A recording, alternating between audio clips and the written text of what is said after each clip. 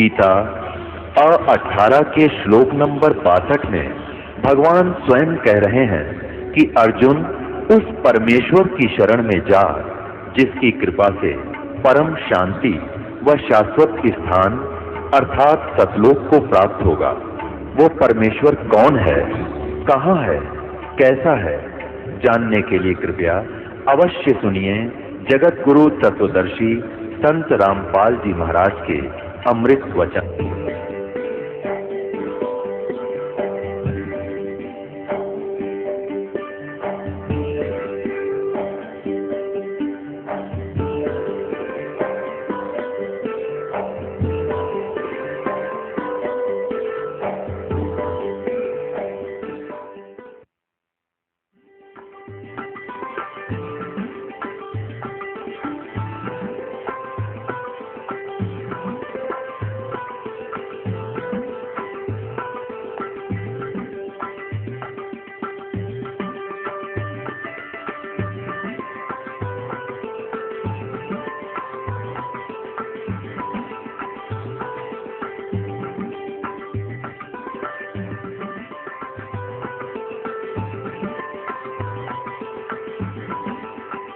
कहा करते निरंजन धन तेरा दरबार, निरंजन धन तेरा दरबार, जहाँ पर तनिक न न्याय विचार, वैसा ओढ़े मुल मुल खासा गल मोतियों के आर, वैसा ओढ़े मुल मुल खासा गल मोतियों के आर, पति भरता को न ले न खादी वो सूखा नरस आहार, निरंजन धन तेरा दरबार, निरंजन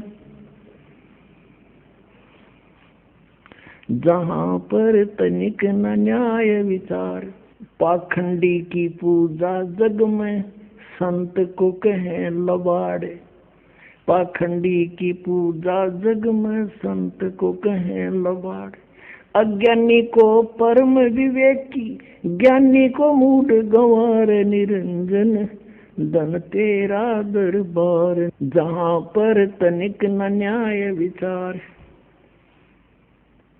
कहे कबीर सुनो भाई साधो यहाँ सब उल्टा व्यवहार, कहे कबीर सुनो भाई साधो यहाँ सब उल्टा व्यवहार, सच्चों को तो ये झूठा बताएं, इन झूठों का एतबार, निरंजन धन तेरा दरबार, निरंजन धन तेरा दरबार, जहाँ पर तनिक न न्याय विचार, कहे कबीर सुनो भाई साधो यहाँ सब उल्टा व्यवहार, सच्चों को तो ये झूठा बताएं, इन झूठों का एतबार, निरंजन धन तेरा दरबार।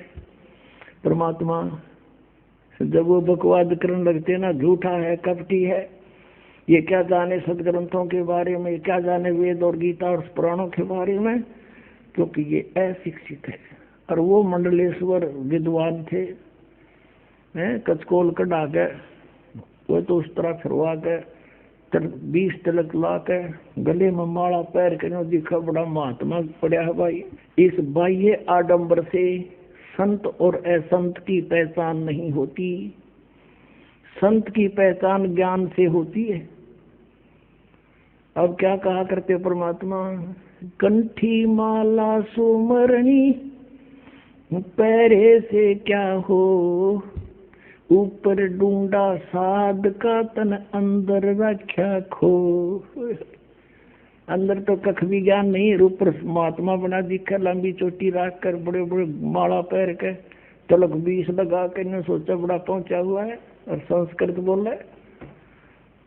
एक भाषा से विद्वान नहीं होता, अध्यात्म ज्ञान और तत्व ज्ञान से विद्वान होता है। अब आपको दिखाते हैं कि गीता ज्ञानदाता कहता है कि मेरी उत्पत्ति को ये काल है जो निरंजन ब्रह्म श्री कृष्ण जी में बोल रहा है, ये देवता नहीं जानते क्योंकि मुझसे उत्पन्न हुए। देखिएगा श्रीमद् भगवत गीता, ये जय दयाल गोविंद का इसके अनुवादक है। अध्याय नंबर 10 का श्लोक नंबर 2 दिखाते हैं आपको, ये देखिएगा। अध्याय नंबर 10 और ये मंत्र नंबर 2। इसमें क्या कहा कि मेरी उत्पत्ति को, इससे सिद्ध है गीता ज्ञान दाता ब्रह्म काल की उत्पत्ति तो हुई है, जन्म तो हुआ है। न देवता लोग जानते हैं और न महर्षि जन जानते हैं, क्योंकि मैं सब प्रकार से देवताओं का और महर्षियों का आदि कारण हूँ, यानी मुझसे ही इनकी उत्पत्ति हुई है। अपने आत्माओं परमात्मा ने 600 वर्ष पहले कहा था, गुण तीनों की भक्ति में ये भूल पड़ो संसारे, कहे कबीर निज नाम बिना कैसे उतरो पारे। तीन देव की जो करते भक्ति, उनकी कदे ना होवे मुक्ति। उस समय तो परमात्मा का इतना जबरदस्त विरोध करवा दिया था इन अज्ञानियों ने कि मारो मारो, यो ब्रह्मा विष्णु महेश को पूजा के योग नहीं बता रहा है। अपने आत्माओं आज हमारे सदग्रंथ वही गवाही दे रहे हैं। पवित्र श्रीमद् भगवत गीता अध्याय नंबर 7 के श्लोक 12 से लेकर 15 में, 20 से लेकर 23 में, इन श्लोकों में कति कंसेप्ट क्लियर हो रहा है। आपको दिखाते हैं। आपको सबसे पहले तो ये कंसेप्ट क्लियर करते हैं कि तीन गुण क्या है। पुणात्माओं, ये अमर कथा है। ये तो हमने कदे सपने में भी सुनना ना लो, जो दाता दया ना करते ही ये हमारे पास आन देता ही समर्थ ज्ञान को। ने जय गणेश देवा, माता थारी पार्वती, पिता माँ देवा, ये रटवाएं जानते हमारे पे। और किता इधर उधर को तीर्थ वर्ता पर घुमाते रहते, जबकि श्रीमद् भगवत गीता में कितना तीर्थ दान का प्रावधान नहीं है। तो हम शास्त्र भी गीता का मनमान आचरण करते हैं तो हमें हानि होगी। गीता जी अध्याय नंबर 16 के श्लोक नंबर 23 में स्पष्ट किया है। तो पहले हम करते हैं कि तीनों गुण क्या है। ये देखिएगा मार्कंडेय पुराण, ये मार्कंडेय पुराण और गीता प्रेस गोरखपुर से प्रकाशित है। ये मार्कंडेय पुराण ये कहाँ से छपी है ये देखिएगा। प्रकाशक एवं मुद्रक है गीता प्रेस गोरखपुर, गोविंद वन कार्यालय कोलकाता का संस्थान। ये इनके फैक्ट्स और फॉर्मूला। इसके 123 पृष्ठ पर हम आते हैं। तो ये देखिएगा 122 पृष्ठ पे मार्कंडेय, संक्षिप्त मार्कंडेय पुराण। और यहाँ है मार्कंडेय जी बोले मुने, ये मार्कंडेय जी का प्रकरण चल रहा है, ये समझ लो। अब हम 123 पृष्ठ पे के सामने आ जाते हैं, नहीं दूर नहीं जाते, यहाँ जाओ 123 पृष्ठ पे। इस तरह स्वयंभू परमात्मा की 3 अवस्थाएं होती हैं। रजगुण प्रधान ब्रह्मा, तमगुण प्रधान रुद्र, सतगुण प्रधान विश्वपालक विष्णु है। ये ही 3 देवता हैं और ये ही 3 गुण हैं। अब कोई कच्ची बात नहीं रही, कति स्पष्ट हो गया कि रजगुण ब्रह्मा, सतगुण विष्णु, तमगुण शिव जी, यही 3 गुण कहलाते हैं और यही 3 देवता हैं। फिर भी हम और कंसेप्ट कति क्लियर कराएंगे। ये देखिएगा, ये है मुंबई से प्रकाशित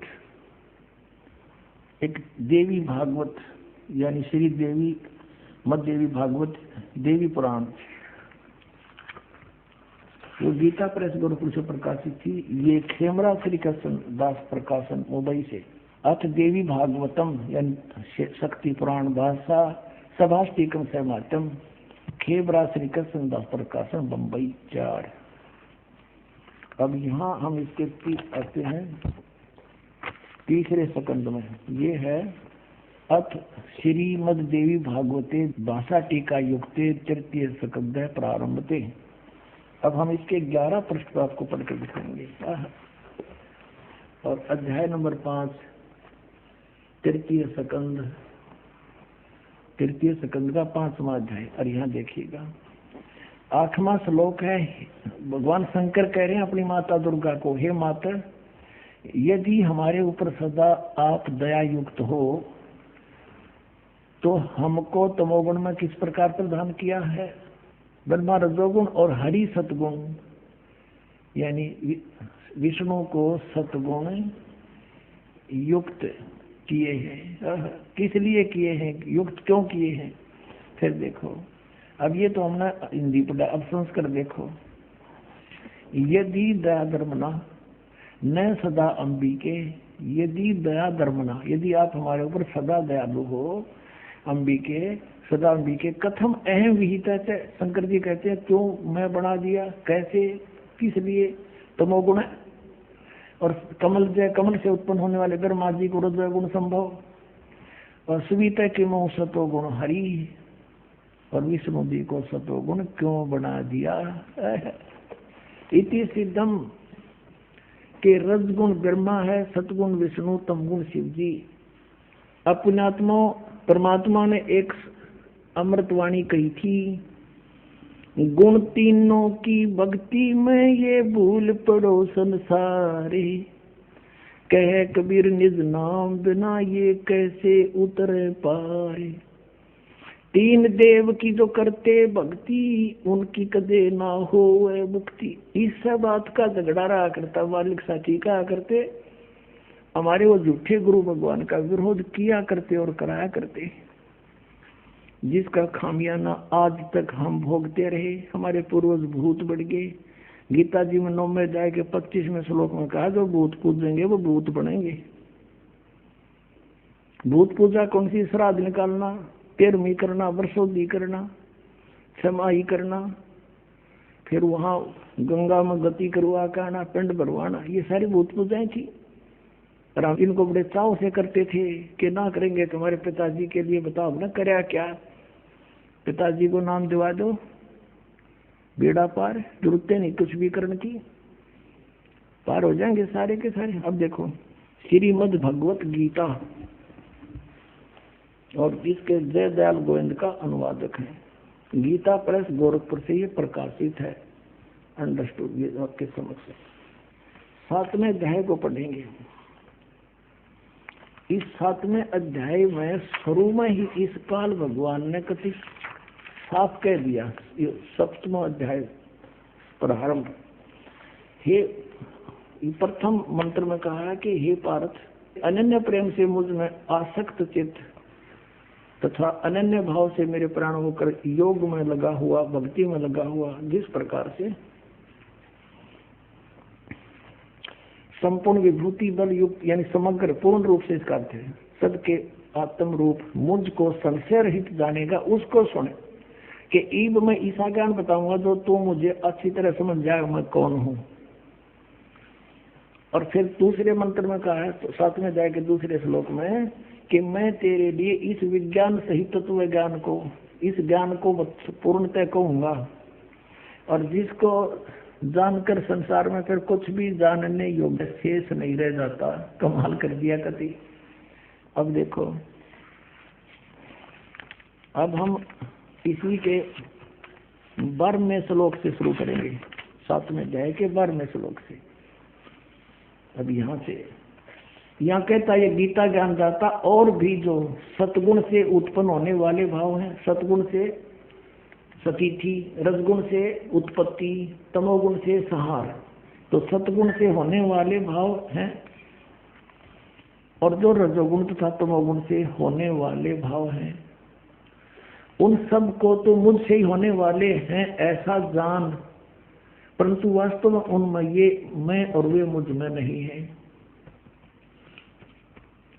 अब इसने सर्च किया है, जैसे आपने श्री शिव पुराण में पढ़ा 9वें अध्याय के लास्ट में 110 पृष्ठ पर, गीता प्रेस गोरखपुर से प्रकाशित में, कि इस प्रकार तीनों देवताओं में गुण है परंतु शिव गुणातीत माना गया। ये काल कह रहा है, गीता बोल रहा है वो, कि मैं उनमें नहीं हूं और ये तीनों देवताओं में गुण हैं। अब देखो 13वें में, गुणों के कार्य रूप सात्विक, राजस और तामस, इन 3 प्रकार के भाव से ये सारा संसार प्राणी समुदाय मोहित हो रहा है। इन तीनों गुणों से परे, यानी ब्रह्मा विष्णु महेश से अलग जो मैं हूँ, काल, ब्रह्म मुझ अविनाशी को नहीं जानता। इन तीनों देवता तो ऊपर मुझे नहीं जानते, ये इन्हीं की पूजा करते रहते हैं। अब 14वें श्लोक में 7वें अध्याय के इसमें क्या कहा है, क्योंकि यह अलौकिक अर्थात अति अद्भुत त्रिगुणमयी मेरी माया, रजगुण ब्रह्मा, सतगुण विष्णु, तमगुण शिव जी के द्वारा फैलाया गया जाल बड़ी दुस्तर है। ये माया बड़ी खतरनाक है। और जो पुरुष मुझको निरंतर भजते हैं, ये ब्रह्म कहता है, जो मेरी भक्ति करते हैं वो माया का उल्लंघन कर जाते हैं, वो ब्रह्मा विष्णु महेश की पूजा नहीं करते, इनसे ऊपर उठ जाते हैं। और 15वें में कंसेप्ट क्लियर कर दिया। माया के द्वारा जिनका ज्ञान हरा जा चुका है, त्रिगुणमयी माया, रजगुण ब्रह्मा, सतगुण विष्णु, तमगुण शिव जी के द्वारा उनकी भक्ति से ऊपर जो कुछ सुनने को तैयार नहीं, कुछ करने को तैयार नहीं, उनका उन्हीं से मिलने वाले लाभ पर आश्रित हो चुके हैं, उनका ज्ञान हरा जा चुका है। असुर स्वभाव को धारण किए हुए मनुष्यों में नीच और दूषित कर्म करने वाले मूढ़ लोग, मूर्ख मुझको नहीं भजते। अपने आत्माओं ये स्पष्ट कर दिया कि अन्य देवता रजगुण ब्रह्मा, सतगुण विष्णु, तमगुण शिव जी की जो भक्ति करते हैं वो राक्षस स्वभाव को धारण किए हुए मनुष्यों में नीच दूषित कर्म करने वाले मूर्ख। गीता ज्ञानदाता कहता है वो मेरी भक्ति भी ना करते, इन्हीं तक सीमित है। और देखो अगर इसमें 16 से लेकर 19 तक फिर इसने अपने विषय में बताया कि मेरी भक्ति 4 प्रकार के करते हैं। फिर 20 से फिर शुरू करता है इन्हीं देवताओं के बारे में। देखिएगा, ये वही गीता प्रेस गोरखपुर से प्रकाशित है 7वां अध्याय। अब हमने 15 तक पढ़ दिए, अब 20 में आ गए हम। उन भोगों की कामना द्वारा जिनका ज्ञान हरा जा चुका है, जो 15वें श्लोक में गया 7वें अध्याय में, अपने स्वभाव से प्रेरित होकर उस नियम का धारण करके वो अन्य देवताओं को भजते अर्थात पूजते हैं। ब्रह्मा विष्णु महेश ये तीनों गुण अन्य देवताओं में आते हैं। अब यहाँ देखो 21वें का 7वें अध्याय का 21वां श्लोक, जो सकाम भक्त जिस देवता के स्वरूप को श्रद्धा से पूजना चाहता है, उस भगत की श्रद्धा को मैं उसी देवता के प्रति स्थिर करता हूँ।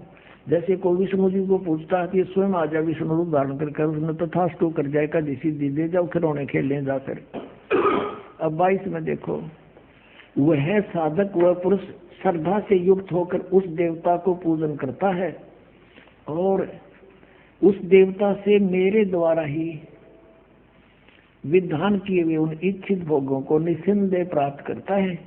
कहता है उन जो अन्य देवता है ब्रह्मा विष्णु महेश, इनको मैंने एक विभाग दे रखा है, वो शक्ति मेरी तय काम कर रहे हैं। इसका अर्थ ये है, अब 23 में 7वें अध्याय के 23 में स्पष्ट कर दिया है, परंतु अब 7वें अध्याय का 23 में स्पष्ट कर दिया है, परंतु उन अल्प बुद्धि वालों का, अल्प बुद्धि माने मूर्खों मंद बुद्धि वालों का वह फल नाशवान है।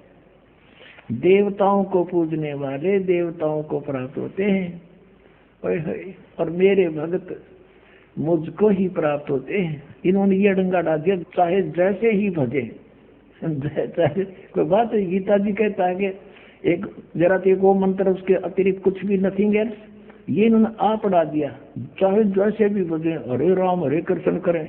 इनका उद्देश्य ये है यहाँ डंगा डाण का, मेरे भक्त मुझको ही प्राप्त होते हैं, इतना सा बात है। अपने आत्मा रजगुण ब्रह्मा सतगुण विष्णु तमगुण शिव जी ये अन्य देवताओं में आते हैं और शास्त्र विधि को त्याग कर जो मनमाना आचरण करते हैं उनको कोई लाभ नहीं होता। 16वें अध्याय के 23वें श्लोक में कहा। अब यहाँ थोड़ा सा कंसेप्ट और क्लियर करते हैं। अब जैसे 16वें अध्याय के 23वें श्लोक में ये कहा कि शास्त्र विधि को त्याग कर जो मनमाना आचरण करते हैं उनको कुछ भी लाभ नहीं होता, ना उनकी गति हो, ना उनको कोई सुख हो और ना उनकी कोई सिद्धि प्राप्त हो। यूजलेस, फिर क्या फायदा उस भक्ति का। और देखिएगा इन तीनों देवताओं की भक्ति भी शास्त्र विधि त्याग कर मनमाना आचरण है। ये देखिएगा यही गीता प्रेस गोरखपुर से प्रकाशित है। 16वें अध्याय का 23वां श्लोक दिखाते हैं। ये 16वां अध्याय और इसका 23वां श्लोक यहाँ पर है। जो शास्त्र विधि को त्याग कर अपनी इच्छा से मनमाना आचरण करते हैं वह न सिद्धि को प्राप्त होता है, न परम गति को, और न सुख को ही। यूजलेस। अब यहाँ 24वें श्लोक में 16वें अध्याय में कहा है, इससे तेरे लिए कर्तव्य और अकर्तव्य की व्यवस्था में शास्त्र ही प्रमाण है। यानी जो सदग्रंथों में विधि लिखी वही करना, और किसी की दंत कथा से हरे राम कृष्ण कृष्ण राधे राधे ये नहीं करना। ऐसा जानकर शास्त्र विधि से नियत कर्म करने योग्य हैं। और यानी शास्त्र के अंदर जो वर्णन है वही करना। अब देखो अपने आत्माओं 17वें अध्याय में अर्जुन ने पूछा कि भगवान जो शास्त्र विधि त्याग कर जो मनमाना आचरण करते हैं वो कैसे स्वभाव के होते हैं। देखिएगा अब शपथ 10वां अध्याय, अब 16वें अध्याय के 23-24 अंतिम मंत्र हैं। उनमें बता के शास्त्र विधि त्याग कर मनमाना जो आचरण करते हैं उनको कुछ भी लाभ नहीं हो। तो अर्जुन ने पूछा, क्योंकि अर्जुन उसको कृष्ण मान रहा है, श्री कृष्ण में बोल रहा था वो ब्रह्म, हे कृष्ण जो मनुष्य शास्त्र विधि को त्याग करे और श्रद्धा से युक्त देव आदि का पूजन करते हैं। अब जो शास्त्रीय विधि त्याग कभी कुछ जिसकी जो पूजा करते हैं उनकी स्थिति कौन सी है, सात्विक है अथवा राजसी या तामसी। अब यहाँ उत्तर देता है गीता ज्ञानदाता दूसरे श्लोक में 17वें अध्याय के मनुष्यों की वह शास्त्रीय संस्कारों से रहित केवल स्वभाव से उत्पन्न श्रद्धा, शास्त्रों से हटकर मनमानी जो श्रद्धा है वह सात्विक, राजसी और तामसी ये 3 प्रकार की होती है। उसको मुझसे सुन। अब ये दास आपको इसमें तो आपका समझ में आवे नहीं, क्योंकि तो पढ़ते आपने 5500 वर्ष हो गए, ये समझ में आओ तो फिर बात तय की थी। अब दास बताओगा इसमें क्या है कि शास्त्र विधि त्याग का मनमाना आचरण तो कंडम बता दिया, यूजलेस। फिर भी पूछा कि वो करे हैं, वो होश है किसी स्वभाव के जो देवताओं की पूजा करते हैं ना, शास्त्र विधि त्याग कर डोहे तो वो डरे हैं, लेकिन वो अच्छी आत्मा होती है जो देवताओं तक सीमित है और बकवाद नहीं करते। वो अन्य देवताओं की पूजा करते हैं, कोई विष्णु की, कोई शिव की, है इनकी ब्रह्मा की करते नहीं, या कोई और देवी देवी की, जैसे कोई तो कांगड़ा वाले तीर की, तो फलाने वाली की। कहते है तो यूजलेस, पर इनका स्वभाव है अच्छी आत्मा तो देवताओं की पूजा करते हैं। और जो दूसरे हैं वो जंतर मंत्र करने वाले, ये भूत प्रेत की झाड़े झूड़े लानी है, ये तामसी वृत्ति के लोग होते हैं। ये बकवादी भैरव भूत न पूजे है, दारू पीऊं और मांस खाओ, को वो भैरव बोलूं हूँ, जो बोतल चढ़ा दो, पीओ बोतल खाओ, मांस निकलने हुआ बर्बाद करे। कहने का भाव ये है कि हैं तो ये शास्त्र विधि त्याग का मनमाना आचरण यूजलेस, पर इनका स्वभाव अलग अलग होता है, क्योंकि इनको ज्ञान नहीं होता, तत्वदर्शी संत नहीं मिलता, तब तक ये रास्ता बदल नहीं सकते। फिर बताया कि जो देवताओं की पूजा करते हैं शास्त्र विधि त्याग कर है तो यूजलेस, लेकिन वो सात्विक व्यक्ति के होते, अच्छी आत्मा होती। और जब उनको जो है ज्ञान हो जाएगा तब वो अपना रास्ता चेंज कर सकते हैं, और जो तामसी व्यक्ति के हैं वो नहीं जल्दी से समझते। अब यहाँ गीता जी अध्याय नंबर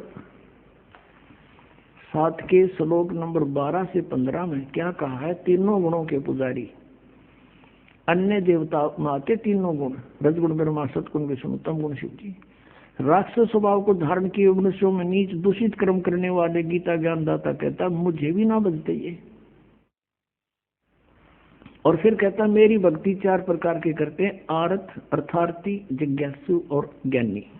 परमेश्वर कबीर जी ने कहा था, गुण तीनों की भक्ति में ये भूल पड़ो संसारे, कह कबीर निज नाम बिना कैसे उतरो पार। निज नाम ये सतनाम है 2 अक्षर का, और सार नाम वो अलग है, आदि नाम जिसे कहते हैं। तीन देव की जो करते भक्ति उनकी कदे ना हो मुक्ति। और वही हमारी गीता जी कह रही है कि शास्त्र विधि को त्याग कर जो मनमाना आचरण करते हैं, यूजलेस, ना उनकी परम गति हो, ना उनको सिद्धि प्राप्ति हो, ना कोई सुख हो, फिर किस लिए डलेट हो रहे हो। अब इनको राक्षस स्वभाव को धारण किया हुआ मनुष्यों में नीच कैसे कहा, मूर्ख है। जैसे तमगुण शिव की भक्ति की थी रावण ने, कैसा जुल्म किया, एक पराई स्त्री को उठा लिया और फिर कैसा जुल्म करना चाहा, शराब पीवे, मांस खावे, राक्षस कहलाया। और फिर एक भस्मागिरी नाम का तपस्वी था, श्री शिव का पुजारी, तमोगुण शंकर का पुजारी, उसी के द्वार के सामने, गेट के सामने ऊपर न सिर नीचे न पैर करके सिरासन पर 12 वर्ष तक खड़ा रहा। और भगवान, एक दिन पार्वती ने कहा कि हे भगवान, आप तो महेश्वर हो, आप क्या नहीं कर सकते, आपका बच्चा क्या मांगता है, इसको दे दो वरदान जो मांगता है। इस बात से भगवान शिव ने कहा कि बोल भाई क्या मांगता है, बता दे। उसने, भस्मागिरी ने कहा कि ऐसे नहीं भगवान, वचनबद्ध हो जाओ। भगवान शिव ने सोचा कि मांगेगा, एक सिद्धि मांग लेगा, दे दूंगा। कहा ठीक है तथास्तु, वचनबद्ध हो गया, खड़ा हो गया तुरंत और कहने लगा आप अपना ये भस्म कड़ा दे दो। भगवान शिव ने एक भस्म कड़ा हाथ में पहन रखा था और उसमें ऐसी शक्ति थी कि किसी के सिर पे रख कर यूं कर दे, सिर की तरफ के भस्म कर देता था, उसको मार डालता था, जला देता था। भगवान शिव ने सोचा भस्म कड़ा मांगा है, कोई बात नहीं, साधु है, जंगल में रहता है, राक्षसों से बचाव के लिए मांगता होगा। दे दिया कड़ा निकाल के, और ज्यों ही उसके हाथ में वो कड़ा आया, वो तमोगुण पुजारी उसी समय आंख बदल गया और कहने लगा शिव जी होले होशियार, अब यह तेरी साथ है, तुझे मारूंगा, पार्वती को पत्नी बनाऊंगा मैं, इसी उद्देश्य से ये भक्ति कर रहा था तेरी। देखो हम शिव जी ने अंतर्यामी कहा करते, अजरो अमर अविनाशी कहा करते थे, और इस डर से भगवान शिव भाग लिए। आगे आगे भगवान, पाछे पाछे पुजारी, जा खखाट उठा। यदि ये अविनाशी होते तो हमारी बुद्धि वहां भी काम नहीं करी कदे भाई, कि भगवान बाजे क्यों, तो ये कह दिया करते हमने मूर्ख पुराण खाते तो लीला करे थे, यह टट्टू लीला थी, सांस चढ़ रहे। वाह भाई वाह। अब इनकी रक्षा भी परमात्मा ही करते। वहां आगे पार्वती रूप बनाकर परमेश्वर कहते हैं, करे करावे साइया मन में लहर उठा, दादू सिर दर्जीब के वो आप बगल हो जा। तो वहां आके उस भस्मागिरी पाछे पाछे भाग्या जाता, वहां खड़े हो गए पार्वती रूप में और कहा आ जाओ पुजारी जी, कहाँ जा रहे हो। उसने देखा, कहा पार्वती आली, वो खड़ा हो गया और कहा पार्वती रूप में भगवान ने कि अब वो तेरे निकट थोड़ा ही आ सकता है, आपके पास तो कड़ा है ना। कहा बिल्कुल ठीक है, आओ यहाँ कुछ देर बातें करेंगे। और फिर पार्वती रूप में प्रभु ने कहा कि मुझे डांस करके दिखा दे ताकि मैं प्रसन्न हो तेरे पे। वो कहने लगा मैं तो तपस्वी आदमी, कभी डांस कराया नहीं, कैसे करूं, मैं बताती हूँ, इस हाथ को ऐसे करो, इस टांग को ऐसे करो, इसको ऐसे करो, इसको और ऊपर करो। जिस हाथ में कड़ा था सिर पर करवा दिया उससे कर, फिर कह दिया भस्म, और भस्मागिरी मर गया। अब वो कड़ा लेकर विष्णु रूप धारण करके परमात्मा वहां पहुंचे शिव जी के सामने, जहाँ वो भागे जा रहे थे। और भगवान विष्णु जी को देख कर कहने लगा, भागा विष्णु भागा। अब क्या हो गया कि भस्म कड़ा ले लिया, भस्मागिरी ने मेरे साथ धोखा करके, वो मारेगा। तो भगवान ने कहा कि ये देख कड़ा तेरा, ये मेरे पास है। अब नहीं वही है, कहा वही है ये ना दच्ची, सचमुच मैंने ऐसे ऐसे पार्वती रूप बना करके वहां पहुंचा, उसको सारी समझाई। जब उसका दिल डटा, उसकी राख देख ली, भगवान शिव ने जब उसकी भस्मागिरी की राख देख ली ना, जड़े हुए की, जब तसल्ली हुई, अपने आत्मा। उसके बाद वो भस्मा गिरी, भस्मासुर कहलाया, भस्मा राक्षस।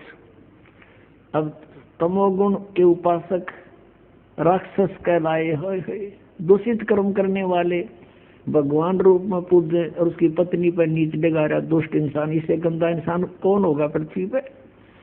राक्षस स्वभाव को धारण किए मनुष्यों में नीच दूषित कर्म करने वाले मूर्ख, कुछ भी ना सोची दुष्ट ने। और फिर कहते हैं रजोगुण का उपासक था ब्रह्मा जी का कौन? हिरण्यकशिपु। भगत बनकर श्रद्धा से खूब तपस्या करी, वर मांग लिए, सुबह मरू ना श्याम मरू, रात मरू ना जन मरू, फलान मरू ना धकड़ मरू, कह दिया तथास्तु।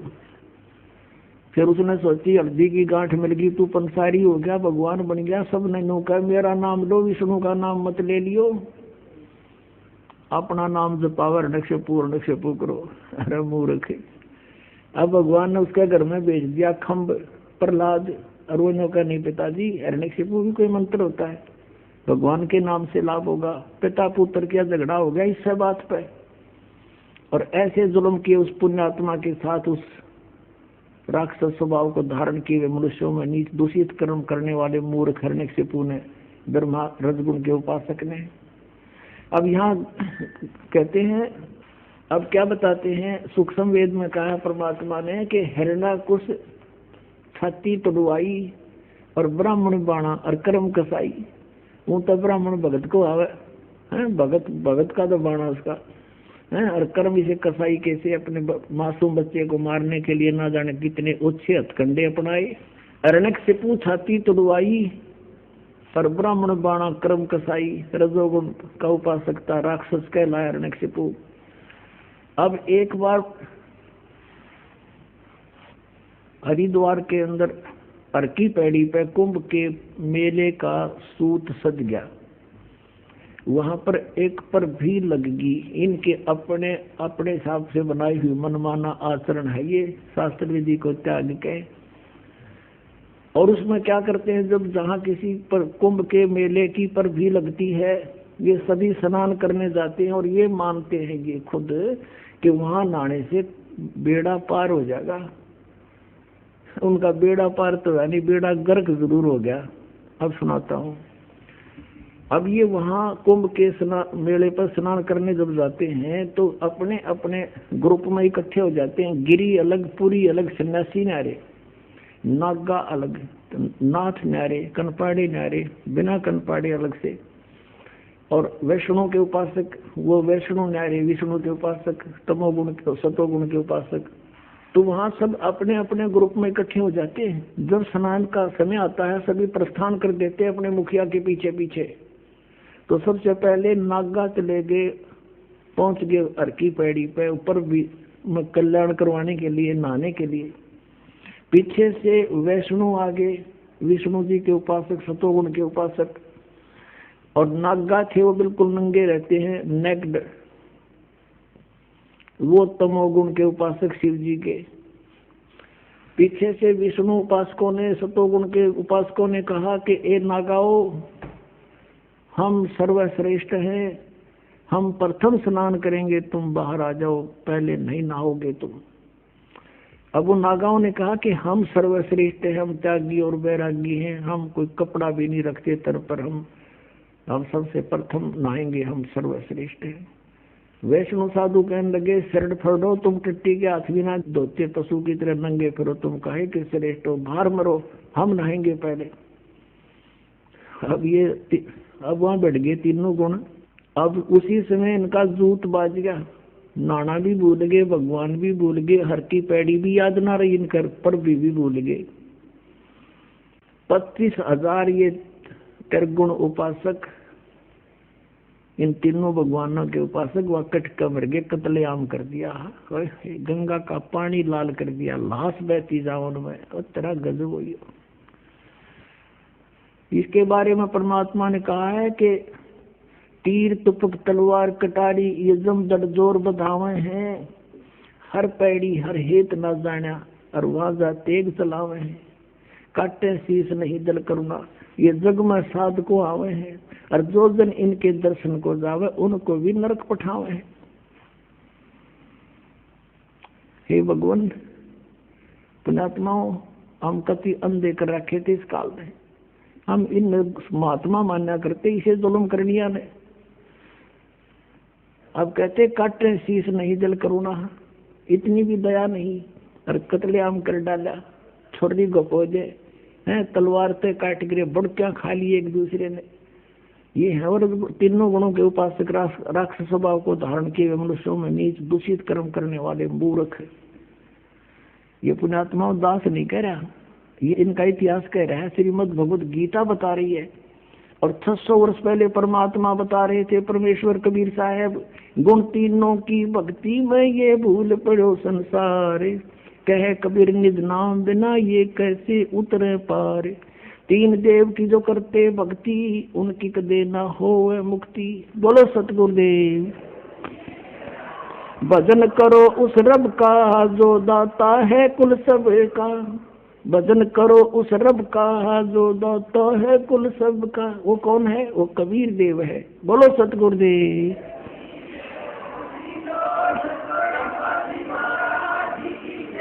सत साहिब।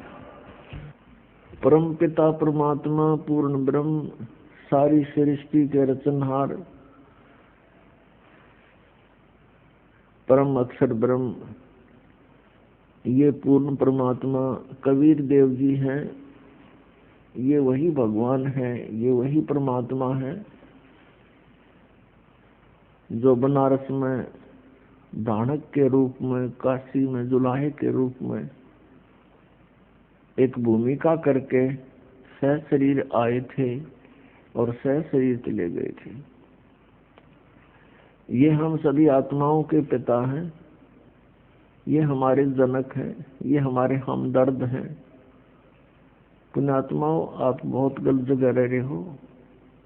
बहुत भयंकर स्थान है ये उस सतलोक को देखते हुए ऐसा है जैसे काला पानी होया करे, क्योंकि आप जी को उस सतलोक देखा नहीं है, आप जी को उसका ज्ञान नहीं है, इसलिए हम इसी नरक को सुख मान रहे हैं। 21 ब्रह्मांड ये घोर नरक है। विषय वासनाओं में जीव दिन रात बेचैन रहता है। यहाँ से अब छूटने का सु अवसर, गोल्डन चांस आ गया। अब इसका लाभ उठाओ। ये समय बार बार नहीं मिलता। असंख्य युगों के बाद, असंख्य जन्मों के बाद आप जी को ये सु अवसर प्राप्त हुआ है कि इस समय मनुष्य जन्म और ये भक्ति का, ये मोक्ष का युग आ गया, मोक्ष काल आ गया। अब इसमें जो भी मर्यादा में रहता हुआ सत भक्ति ये करता रहेगा आजीवन, उस प्राणी के मोक्ष को कोई संदेह नहीं है। ये सत्कर मान लेना। हमें भक्ति के मार्ग का ज्ञान नहीं था, जिस कारण से ये साधक मनमाना आचरण करते रहे। कोई खड़ा होकर तपस्या करता था, कोई धोने लगा करके चारों तरफ अग्नि जला करके ऐसे तपस्याएं करते थे, पैर सूज जाते थे, खड़े खड़े सोजिश आ जाती थी, जख्म हो जाते थे। या कोई हठ योग किया करता था, घर त्याग कर चला जाता था। तो आम व्यक्ति ये सोचा करता भी भक्ति ऐसे होती है और हमारे बस से बाहर है, हम नहीं कर सकते। फिर भी हम, क्योंकि आत्मा को मालूम है, कुछ आभास है इसको कि परमात्मा की भक्ति बिना जीव सुखी हो नहीं सकता, तो हमें फिर जो ज्ञान सोचा हम भी भक्ति कुछ तो करें, तो हमारे को ये नालायक संत मिल गए, गुरु मिल गए, अज्ञानी, जिन्होंने हमें ये पत्थर पानी पूजन पर लगा दिया। तो पुण्यात्माओं, अब वो समय आ गया। परमात्मा पाने के लिए मनुष्य शरीर हो, इसमें कोई जाति और मजहब का कोई रोल नहीं है। यहाँ ऊंच नीच नहीं भगवान के दरबार में। परमात्मा के लिए आत्मा का सौदा करना है भगवान ने, वो किसी धर्म में, किसी मजहब में। और किसी निकम्मी आत्मा हो चुकी हो अज्ञानता से, चाहे कोई कसाई है, डाकू है, चोर है, शराबी है, या और कोई व्यसन करता है, दुराचारी है, परमात्मा सबको सुधारते हैं। कितना मैला कपड़ा हो, धोबी का काम है उसको निर्मल करना। तो सत्संग एक ऐसा स्थान है, यहाँ पर किसी भी प्रकार का कोई भी प्राणी आ सकता है, और यहाँ आएगा क्योंकि ये तो एक धोबी घाट है, आत्मा को धोने का एक यही स्थान है। तो हमने किसी भी विकारी को, किसी प्रकार का कोई व्यसन करता है, दुराचारी है, या कोई चोर डाकू ठग है, उसके प्रति हमने हेट नहीं करनी। ये नहीं सोचना कि यहाँ ऐसा व्यक्ति क्यों आ रहा है, यहाँ नहीं आवेगा तो वो सुधरेगा कैसे, उसको अपने कर्मों का पता कैसे चलेगा कि तू ऐसे जुल्म कर रहा है, इसका क्या फल होगा। तो पुण्यात्मा परमात्मा के पाने के लिए मनुष्य शरीर हो, और चाहे किसी प्रकार का भी है, चाहे अष्टावक्र जैसा शरीर है, 8 जगह से उसमें मोड़ आगे हो, बांगा, टेढ़ा, काना, अंधा,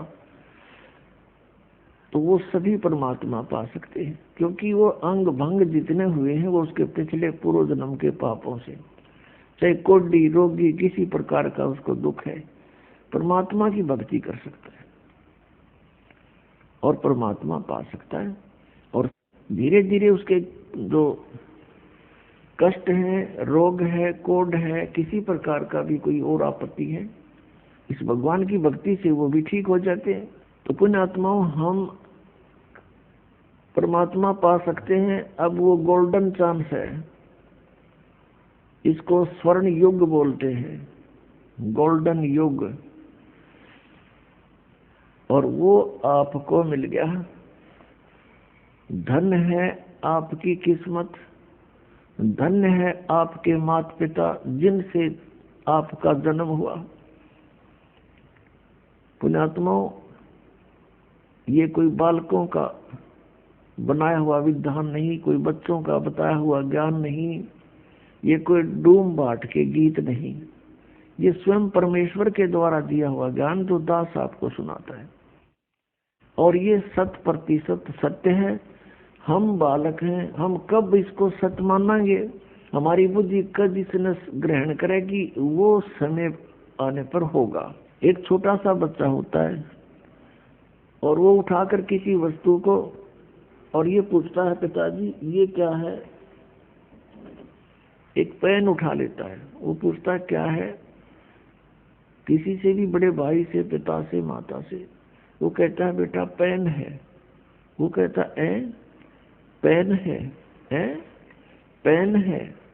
तो वो ये उसकी बुद्धि अभी ये स्वीकार करने योग्य नहीं है कि ये क्या चीज है, और उसमें उसको अविश्वास भी नहीं है कि मेरा पिता या भाई बहन ये जो बोल रहा है वो गलत होगा। तो उसको करता करता वहीं रखकर और खेल में लग जाता है। तो ये ऐसा ज्ञान है कि 1-2 वर्ष में तक आपकी मिटेगी। ये दास बतावेगा और आप सुनोगे, क्योंकि आप शिष्य होगे, हमारे बच्चे होगे, और बच्चे अपने माता पिता के वचनों पर अविश्वास नहीं करता, लेकिन वो बुद्धि उसकी ग्रहण नहीं कर रही अभी वो है के। और जब वो बच्चा बुद्धिमान हो जाता है, बड़ा हो जाता है, उसका माइंड सब ज्ञान ग्रहण करने योग्य हो जाता है, फिर वो अपने आप समझ जाता है। उसको कहते हैं बेटा पेन लाना, बेटी पेन लाना, दौड़ा जाता है, पेन ले आता है वो उठा के। तो ऐसे ही कुछ समय में आपकी या मिटेगी, क्योंकि आप जी ने वो अज्ञान सुन रखा है जो शास्त्र विरुद्ध था। अब ये शास्त्र अनुकूल ज्ञान प्रारंभ हुआ है। तो पुण्यात्माओं, इसका लाभ उठाओ, और आपका परम कर्तव्य बनता है, आपके संपर्क में कोई भाई है, बहन है, कोई रिलेटिव है, आपका मित्र है, सखी सहेली है, उन सब से कोशिश करो इस ज्ञान को समझाने की, और किसी के साथ जोर जबरदस्ती नहीं करनी चाहिए। प्यार से 1 बार 2 बार 3 बार, जब वो उखड़दाहा दिखे जब चुप हो जा, चंद्रता दिखे जब चुप हो जा, फिर किसी दिन जाकर धीरे धीरे प्यार से समझाओ। क्योंकि आप ये समझना कि हम भी इसी सचेती में थे। इस ज्ञान को प्रथम बार जब सुनते हैं एकदम हमें उलट पुलट सा लगता है और कति स्वीकार करने जी नहीं करता। एक भक्त ने जब ये प्रथम बार ज्ञान सुना, किसी भक्त के यहाँ हम सत्संग कर रहे थे, गांव गांव में नगर नगर में जाते थे, तो वो उसका मित्र आया हुआ था सह परिवार। वो बाद में हम बैठ के थोड़ी सी संगत होती है, तो वो कहने लगा, महाराज आपकी बातों में मुझे कति अविश्वास है और मेरा उल्टी पड़न होगी जब आपने न्यू क्या ब्रह्मा विष्णु महेश नासवान है। और फिर वही भगत है अब औरों को बताता फिरता है कि वे सचमुच अज्ञान अंधेरे में भटक रहे थे। कहते हैं आत्म प्राण उद्धार ही ऐसा धर्म नहीं, और इससे बड़ा कोई पुण्य नहीं कि आत्मा का उद्धार करवा दे। एक मंत्री है, मुख्यमंत्री है, या कोई सेठ धनी व्यक्ति है, वो अपने मित्र को, रिलेटिव को क्या दे सकता है? 10-20 हजार रुपए दे देगा, कोई एक नौकरी लगवा देगा, या कोई ऐसा कोई कॉन्ट्रैक्ट दिवा देगा जिससे पेटे तक का काम होगा उसका, इस जन्म के एक रोजगार तक सीमित है। और इस मार्ग से अब इस जीवन में तो उसने थोड़ा बहुत राहत मिल गई, और मिले भी हुआ उसकी किस्मत पूर्व निर्धारित, तो उसी से कारण वो किसी मंत्री से, मुख्यमंत्री से, धनी से संबंधित होगा, वैसे नहीं हो सकता। वो भी किसी समय इसी प्रक्रिया से बने हुए संस्कार हैं उसके। तो अगले जन्म में वो गधा बन गया, सूअर बन गया, बता कौन फैसिलिटी देगा उसने? तो ये जो मंत्र है, ये जो भक्ति विधि है, इससे उस प्राणी के आगे ये जन्म मृत्यु का रोग कटेगा। और यदि किसी कारण से पैर भी फिसल गया, ना पार हुआ, तो रोजी रोटी तो उसके आगे रखी पाएगी। तो इससे बड़ा जो उपकार कोई नहीं कि उसको इस नाम से जुड़वा दे। परमात्मा कबीर जी की शरण में उसको ले आवे। परमात्मा ने कहा कि 1 करोड़ गौओं को हत्थे में कटने से बचाने का जो पुण्य होता है, एक आत्मा को कबीर परमेश्वर की शरण में लाने से इतना पुण्य उस लाने वाले का कमीशन है। ये सोच ले, सत्कर मान लेना। क्योंकि ना जाने उस जीवात्मा के कितने ऐसे बूंदे जन्म होने थे कि तो बकरा बनकर गला कट्टा हो, कि तो गऊ बनकर, कि तो भैंसा बनकर, मुर्गा बनकर, बकरा बनकर, और परेशानियां ना जाने कितनी होनी थी। तो इतना पुण्य है। और इसी कार्य को करने के लिए परमात्मा स्वयं सतलोक से चल कर आते हैं। और आज वही काम हम भी करेंगे तो भगवान कितना प्रसन्न होगा, हम सोच भी नहीं सकते हैं। क्योंकि ये लोक रहन का नहीं है, यहाँ तो हमारे साथ सारा काम बलपूर्वक कराया जा रहा है, हमें मजबूर करके विवश कर रखा है। ऐसा शरीर दे दिया, इसी शरीर में, किसी शरीर की रक्षा में और इसी के पालन पोषण में सारा जीवन जाता है। और ये रहता भी नहीं, कभी बीमारी से, एक एक्सीडेंट से, ये कभी ना कभी अंत भी इसका तुरंत हो जाता है। ये कोई जीवन है यहाँ पर हमें कोई विकल्प नहीं पता था। और कोई बताता था कि स्वर्ग में बड़े ठाठ हैं, क्योंकि हमने स्वर्ग से आगे कोई बात सुनी नहीं थी। स्वर्ग से आगे का कोई ज्ञान नहीं था। चाहे कोई बेसिक बात बनावा था, ब्रह्म की साधना कर रहे हैं, ब्रह्म की साधना करते हैं, भगवान की साधना करते हैं, तो उनको भी यही था कि ब्रह्म लोक में चले जाते और वहां के गए हुए प्राणी फिर वापस आते। अब परमात्मा ने वो स्थान बता दिया जो हमारे सदग्रंथ भी प्रमाणित करते हैं। गीता जी अध्याय नंबर 4 के श्लोक नंबर 5 और 9 में, गीता अध्याय नंबर 2 के श्लोक 12 में, और गीता अध्याय नंबर 10 के श्लोक नंबर 2 में गीता ज्ञानदाता कहता है, अर्जुन तेरे और मेरे बहुत जन्म हो लिए, तू नहीं जानता, मैं जानता हूँ। तो ये ब्रह्म है गीता बोलने वाला, श्री कृष्ण जी में बोल रहा है। ये 8वें अध्याय के 13वें श्लोक में कहता है गीता जी में कि ओम इति एकाक्षरम ब्रह्म व्यवहारन मामनुसमरन ये परियाति तदम देहम सयाति परमाम गतिम। मुझ ब्रह्म का एक ओम मंत्र है, नथिंग एल्स। और इसका अंतिम श्वास तक उच्चारण करके सिमरण करता हुआ जाता है, वो परम गति को प्राप्त होता है। कौन सी परम गति? जो ओम के जाप से जो राहत मिलनी है वो ब्रह्मलोक में लगा। 8वें अध्याय के 16वें श्लोक में लिखा कि ब्रह्मलोक पर्यंत भी ये सभी गए हुए प्राणी पुनरावर्ती में है, पुनरावर्ती या वहां गए हुए भी वापस आते हैं। श्रीमद् भगवद गीता अध्याय नंबर 15 के श्लोक नंबर 1 से 4 में कहा कि उल्टा लटका हुआ संसार रूपी वृक्ष है, ऊपर को जड़ नीचे को तीनों गुण रूपी शाखा है। ऊपर को जड़ उसने नहीं बताया कौन है, तीनों गुण लिख दिया। उसके लिए ऑप्शन छोड़ रखा है चौथे अध्याय के 34वें श्लोक में, कि चौथे अध्याय के 32वें श्लोक में कहा है कि सच्चिदानंद घन ब्रह्म के मुख से बहुत ही विस्तार के साथ एक तत्व ज्ञान कहा गया है। उसमें सभी धार्मिक अनुष्ठानों की जानकारी डिटेल के साथ कही गई है, वो तत्व ज्ञान है। चौथे अध्याय के 34वें श्लोक में कहा कि अर्जुन उस तत्व ज्ञान को तत्वदर्शी संत बताते हैं, उनसे सुन, उनको दंडवत प्रणाम कर, प्यार से नम्रता से पूछो। अब 15वें अध्याय के प्रथम मंत्र में उसकी पहचान बताई है कि जो उल्टे लटके हुए संसार रूपी वृक्ष को सभी विभागों से सब छंद उसके अलग अलग बता देगा, उसके विभाग बता देगा। स वेदवित वो तत्वदर्शी संत है, वह वेद के तात्पर्य को जानने वाला है। उसके पश्चात 15वें अध्याय के 4थे श्लोक में कहा है कि उसके पश्चात परमेश्वर के उस परम पद की खोज करनी चाहिए जहां जाने के बाद साधक फिर कभी लौटकर संसार में नहीं आता। और जिस परमेश्वर से संसार रूपी वृक्ष की प्रवृत्ति विस्तार को प्राप्त हुई है, अर्थात जिसने संसार रूपी वृक्ष को रचा है, सब ब्रह्मांडों की जिसने रचना की है, और केवल उसी की भक्ति करो, अन्य की नहीं, गीता ज्ञानदाता फाइनल करता है। 18वें अध्याय के 62वें श्लोक में कहा कि अर्जुन तू सर्वभाव से उस परमेश्वर की शरण में जा, उस परमेश्वर की कृपा से ही तू परम शांति को और सनातन परम धाम को प्राप्त होगा।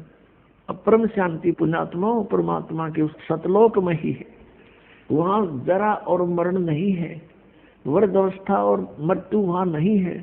और यहाँ दोनों हमारी सबसे खतरनाक है, ये दोनों हमारे ऊपर अवश्य आएंगी। यहाँ बुढ़ापा भी कंपलसरी और मौत भी कंपलसरी, और दोनों तो हम डरा और दोनों होंगे, और डर भी साचा। बता कितना बढ़िया डर लग रहा है यहाँ पर, वहां ठाठते 1 मिनट में मृत्यु हो जाए, बताइए क्या ठाठ होया फिर। तो पुण्यात्मा अभी तक हमारे हृदय में किसी ने यू ज्ञान भरा नहीं था। जब यू ज्ञान भर जाएगा, हम तो वही हैं जो हमारे पूर्वजों को, बूढ़े बुजुर्गों को, ये नकली गुरु, उन्होंने ये ज्ञान दिया था कि जो आरे थे करोतते गर्दन कटवा लो शीघ्र स्वर्ग चला जाता है, और उसकी फीस दर दी थी गढ़िए, वह फीस दे देगा भी, और गर्दन कटवाना भी शुरू कर दिया था, किसी प्रकार स्वर्ग प्राप्ति हो जाए। और स्वर्ग तो एक अन्य का भी कोई नहीं, अरे उसी आत्मा को वही हो तुम। आज ये पता लग गया कि सतलोक है, वहां ऐसा सुख है, ये तरीका उसका जाने का कति आसान, गला कटवाना नहीं और कोई बोझ उठाना नहीं, कोई खड़ा होकर तप करना नहीं, नाम उठत नाम बैठत नाम सोत जागवे, नाम खाते नाम पीते नाम सेती लागवे। ये था एक सिंपल सा वे। अरे नानाडियों ने इसको इतना कठिन करा दिया था, आम आदमी का भी रुचि ना बना किसी कठिन, ऐसे भगवान मिले तो हमने जरूरत नहीं। खड़ा होकर ऊपर न पैर करके घर छोड़कर चला जाना, किधर नंगा फिरना, घास फूस खा कर टाइम पास करना, तो अब आपको जब यूं ज्ञान हो गया कि सतलोक में है, ये कोई किसी आम व्यक्ति का बताया ज्ञान नहीं, वेद बताते हैं कि वो परमात्मा ऊपर रहता है सतलोक में, उसके भी तीसरे पार्ट में, सबसे टॉप वाले में, और वहां से चलकर आता है। और यथार्थ ज्ञान वो ही बताता, अपने द्वारा रची हुई सृष्टि का ठीक ठीक ज्ञान वही देता है, वेद बताते हैं। और वो परमात्मा है कौन? वो कबीर साहब है जो दुल्हा रूप में लीला कर रहे थे बनारस में। अब जो लीला परमात्मा ने प्रत्येक युग में की है, और पिछले युगों का हमने इतना ध्यान नहीं, अभी इस युग की, कलयुग की तो सारी उसके अभी तक यादगारें भी उपलब्ध हैं जहाँ परमात्मा ने लीला की है, और उनके इतिहास, उनकी जीवनी लीला हमारे पास है। उसमें यूं का यूं लिखा, और वही वेद बताते हैं जिन वेदों को हम सर्वश्रेष्ठ शास्त्र मानते थे, आज वो भी उसी परमात्मा का समर्थन करते हैं कि वो कबीर देव है, और वो ऐसी लीला करता है, ऐसी लीला केवल वेदों में वर्णित लीला कबीर साहब ने की और किसी ने की नहीं। तो who is God? Kabir is God. हमने सबसे पहले ये पहचान होनी चाहिए कि परमात्मा कौन है, और उसके पाने का वे कौन सा है, तरीका कौन सा है, बस फाइनल, फिर बात तक खत्म होगी। फिर तो मर्यादा में रहना है, बकवाद करनी नहीं, बकवाद भगवान को नहीं भाती। और अपनी भक्ति करें, प्यार से रहे सबके साथ, किसी द्वेष राग नहीं करें। तो प्रसंग जो चल रहा था कि हमें अब ये किसी बालक का बताया हुआ ज्ञान नहीं, स्वयं परमात्मा का बताया हुआ ज्ञान है कि वहाँ सतलोक है। और फिर उन महापुरुषों को जिनको परमात्मा ने गवाह बना के छोड़ा, वो दिखा करके, प्रत्येक दृष्टा बना करके, साक्षी बना करके वापस छोड़ा। अब उन्होंने ये साक्ष्य दिया है, ये गवाही दी है कि सतलोक है, वहाँ सदा युवा रहते हैं, और वहाँ पर सब कभी मृत्यु नहीं होती, किसी चीज का अभाव नहीं। हमारा शरीर वहाँ ऐसा है जिसमें कोई बीपी आई हो ना, लो हो ना, कोई रोग लगे। और पुण्यात्मा, जब आदमी बिल्कुल रोग रहित होता है, उसकी इतनी प्रसन्न रहता है उसकी आत्मा, पूछो मत। और वहाँ तो परमात्मा के दर्शन हर समय होते हैं। अब एक स्वाभाविक बात है, आप किसी एसी रूम में बैठे हो, एयर कंडीशनड रूम में, तो अपने आप आपको बहुत अच्छा वातावरण महसूस हो रहा है, और उससे बाहर निकल कर आ जाओ आंगन में, जड़ जा टटरा 2 मिनट में, तो वो ये अंतर है। ऐसा ही ये तो समझो वो जलता हुआ स्थान है, और सतलोक में एसी लगा हुआ स्थान समझ लो। तो अब हमें ये ज्ञान होएगा कि हम वहां जाने से सदा के लिए सुखी होंगे। तो आपको इतना तो ज्ञान है कि मृत्यु तो होगी आपकी, इसने तो कोई ना भी करनी है, को नहीं कहाँ होएगी। और फिर परमात्मा ने विधान बताया है कि जहां आशा तहां बासा हुई, लेकिन भक्ति अवश्य हो। केवल सुख की आस लगाए रहे, भक्ति बनी नहीं तो भी कोई उसका लाभ नहीं होगा। ये भक्ति करते रहो, ये मंत्र जाप करते रहो, कुछ भी नहीं घनी बात।